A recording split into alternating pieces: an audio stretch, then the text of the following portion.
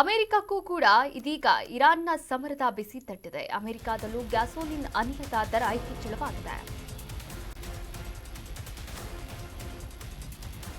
ಅಮೆರಿಕಗೂ ತಟ್ಟಿದ Iran ಸಮರದ ಬಿಸಿ.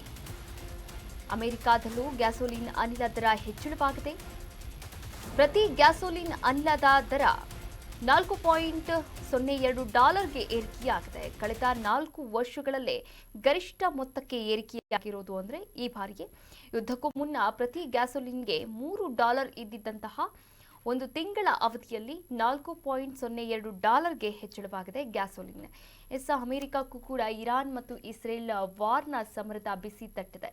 Iran ಮತ್ತು Israel war ನಡೆಸ್ತಾ ಇತ್ತು. ಇದಕ್ಕೆ ಮಧ್ಯವರ್ತಿಯಂತೆ ಎಂಟ್ರಿ ಕೊಟ್ಟಂತಹ ಅಮೆರಿಕ ಇದೀಗ ಮತ್ತೆ effect ಮಾಡಿಕೊಂಡಿರುವಂಥದ್ದು.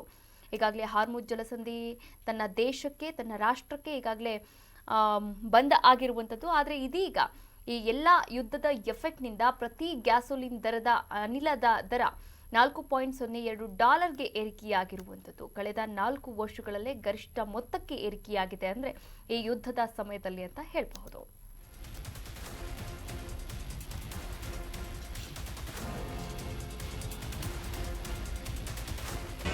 Karnataka news beet follow ಮಾಡಿ, ಸಬ್ಸ್ಕ್ರೈಬ್ ಮಾಡಿ.